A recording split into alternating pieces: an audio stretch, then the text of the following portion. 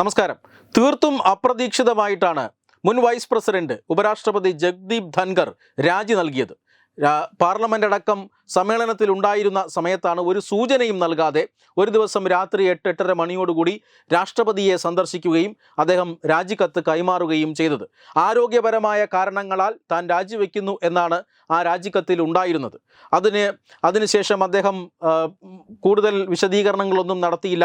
അദ്ദേഹം ആരെയും കാണുന്നില്ല, അദ്ദേഹം ഒന്നും സംസാരിക്കുന്നുമില്ല, അദ്ദേഹത്തെക്കുറിച്ച് പിന്നീട് നമ്മളാരും അറിയുന്നുമില്ല. എന്തായാലും പ്രധാനമന്ത്രി നരേന്ദ്രമോദിയുമായി അല്ലെങ്കിൽ കേന്ദ്രത്തിൽ അധികാരത്തിലുള്ള ഇപ്പോഴത്തെ സർക്കാരുമായി ചില അഭിപ്രായ വ്യത്യാസങ്ങൾ ധൻഖറിനുണ്ടായി. ധൻഖർ അധികാര പരിധി വിട്ട് ചില പ്രവർത്തനങ്ങൾ നടത്തി. സർക്കാരിനെ അനുസരിക്കാൻ അദ്ദേഹം തയ്യാറായില്ല.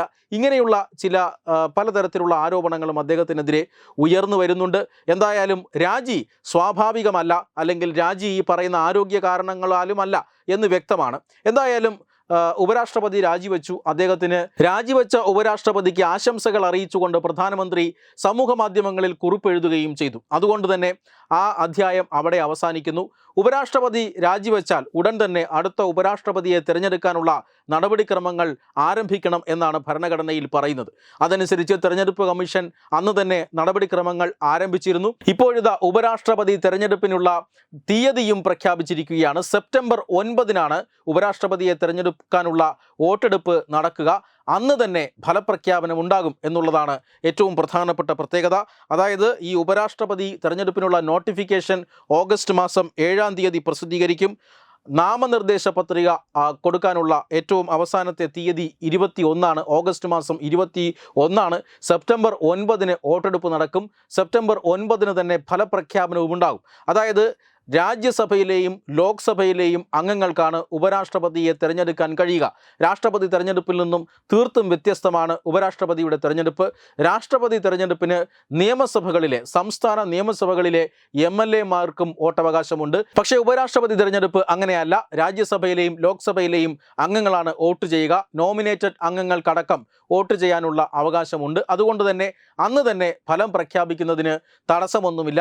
അന്ന് തന്നെ നമുക്ക് ഉപരാഷ്ട്രപതി ആര് എന്നുള്ളതിനെക്കുറിച്ച് സൂചനകൾ ലഭിക്കും. എന്തായാലും സ്ഥാനാർത്ഥി പ്രഖ്യാപനം മുതൽ തന്നെ ആരായിരിക്കും അടുത്ത ഉപരാഷ്ട്രപതി എന്നുള്ളതിനെക്കുറിച്ച് എന്തായാലും ഏതാണ്ട് ചില ഉറപ്പ് ലഭിക്കും. കാരണം NDAക്കാണ് ഇപ്പോൾ ഭൂരിപക്ഷമുള്ളത്. അത് രാജ്യസഭയിലായാലും ലോക്സഭയിലായാലും NDAക്ക് ഒരു സ്ഥാനാർത്ഥിയെ വിജയിപ്പിക്കാനുള്ള ഭൂരിപക്ഷം ഉണ്ട്.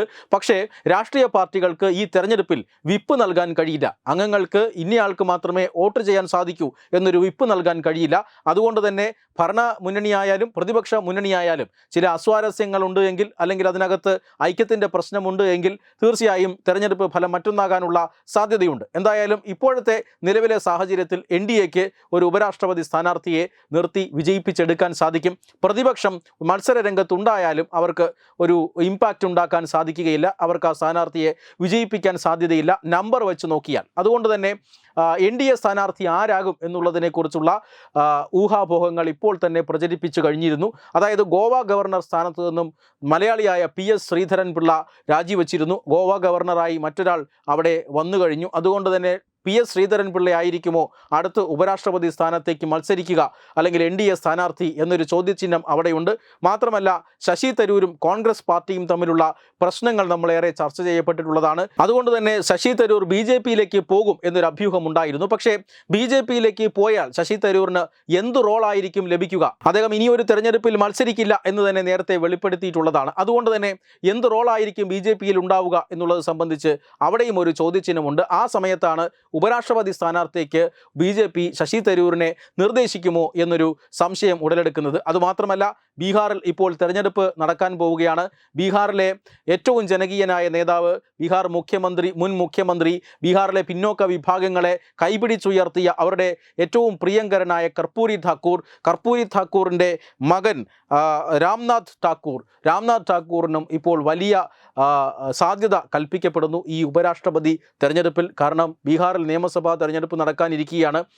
ഈ തെരഞ്ഞെടുപ്പ് നടക്കുന്നതിന് മുന്നോടിയായിട്ടാണ് ഈ ഭാരതരത്ന പുരസ്കാരം അടക്കം ഈ കർപ്പൂരി ഠാക്കൂറിന് മരണാനന്തരം നൽകിയത്. കർപ്പൂരി ഠാക്കൂറിന് ഭാരതരത്ന പുരസ്കാരം നൽകാനായി പ്രധാനമന്ത്രിയായി നരേന്ദ്രമോദി വരേണ്ടി വന്നു എന്നുള്ളത് വലിയ ചർച്ചാ വിഷയമായിരുന്നു. അത് BJPക്ക് അനുകൂലമായ വലിയ തരംഗം തന്നെ ബീഹാറിൽ ഉണ്ടാക്കിയെന്ന കാര്യത്തിൽ തർക്കമൊന്നുമില്ല. അതോടൊപ്പം തന്നെ മകൻ ഉപരാഷ്ട്രപതിയാവുകയും ചെയ്താൽ ബീഹാർ തെരഞ്ഞെടുപ്പിൽ വലിയ സ്വാധീനം അത് ഉണ്ടാക്കുമെന്ന കാര്യത്തിലും തർക്കമൊന്നുമില്ല. അതുകൊണ്ട് തന്നെ ഇപ്പോൾ BJP ഏറ്റവും കൂടുതൽ പരിഗണന കൊടുക്കാൻ സാധ്യത ഈ പറയുന്ന രാംനാഥ് ഠാക്കൂറിന് തന്നെയായിരിക്കും. മറ്റു പല പേരുകളും നേരത്തെ സൂചിപ്പിച്ചതുപോലെ ശശി തരൂരിൻ്റെയും PS ശ്രീധരൻപിള്ളയുടെയും അടക്കം പല പേരുകളും ഉപരാഷ്ട്രപതി സ്ഥാനത്തേക്ക് ചർച്ച ചെയ്യപ്പെടുന്നുമുണ്ട്. Web desk Tatwamayi news. ഭാരതത്തിലെ അതിപ്രശസ്തമായ ക്ഷേത്രങ്ങളിലേക്ക് മലയാളം ന്യൂസ് നെറ്റ്വർക്ക് സംഘടിപ്പിക്കുന്ന ആധ്യാത്മിക യാത്രകൾ. പ്രമുഖ ട്രാവൽ ഏജൻസിയായ യാത്രാനന്ദയുമായി ചേർന്ന് മലയാളം ന്യൂസ് നെറ്റ്വർക്ക് ഒരുക്കുന്ന യാത്രയിൽ ചുരുങ്ങിയ നിരക്കിൽ നിങ്ങൾക്കും പങ്കാളികളാകാം. ഭാരതത്തിലെ പ്രമുഖ ശക്തിപീഠമായ അസമിലെ കാമാഖ്യ ക്ഷേത്രത്തിലേക്കാണ് ആദ്യ യാത്ര. കാമരൂപമെന്ന് കാളിദാസനും പ്രാഗ്ജ്യോതിഷപുരമെന്ന വ്യാസനും വിളിച്ച അതിമനോഹരമായ സംസ്ഥാനമാണ് അസം. സമമായി മറ്റൊന്നില്ല എന്നാണ് അസമിന്റെ അർത്ഥം. ബ്രഹ്മപുത്ര നദിയും ഹിമാലയവും ദൃശ്യചാരുത കൊണ്ട് അനുഗ്രഹിച്ച അസമിലെ കാമാഖ്യ ഇന്ത്യയിലെ തന്നെ ഏറ്റവും പ്രധാനപ്പെട്ട കാളി ക്ഷേത്രങ്ങളിലൊന്നാണ്. കാമാഖ്യ ക്ഷേത്ര സന്ദർശനത്തിന് ശേഷം കിഴക്കിന്റെ സ്വിറ്റ്സർലാൻഡ് എന്നറിയപ്പെടുന്ന മേഘാലയയിലെ ഷില്ലോങ് നഗരവും ചിറാപുഞ്ചിയും അതിമനോഹരമായ മഴക്കാടുകളും ഹിമാലയൻ കാറ്റ് ചൂളം വിളിക്കുന്ന താഴ്വരകളും മേഘങ്ങളെ ഉമ്മവയ്ക്കുന്ന ചെറുകുന്നുകളും കണ്ണാടി പോലെ ജലമൊഴുകുന്ന ഉമയാങ് നദിയും സന്ദർശിക്കുന്നു. ജീവിതത്തിൽ ഒരിക്കലെങ്കിലും കണ്ടിരിക്കേണ്ട ഈ അത്ഭുത ലോകത്തിലേക്ക് നിങ്ങളെ സ്വാഗതം ചെയ്യുന്നു. വിമാന ടിക്കറ്റും ചിലവുകളും ഉൾപ്പെടെ 65,000 രൂപ ചിലവ് വരുന്ന ഈ പാക്കേജ് 59,000 രൂപയ്ക്ക് മലയാളം ന്യൂസ് നെറ്റ്വർക്ക് നിങ്ങൾക്ക് ലഭ്യമാക്കുന്നു. ആദ്യം ബുക്ക് ചെയ്യുന്ന 5 പേർക്ക് 56,000 രൂപയ്ക്ക് ഏർലി ബേർഡ് ഓഫറും ലഭ്യമാണ്. കൂടുതൽ വിവരങ്ങൾക്ക് ഇനി പറയുന്ന നമ്പറിൽ ബന്ധപ്പെടുക. 8089001200 അല്ലെങ്കിൽ 7736549234.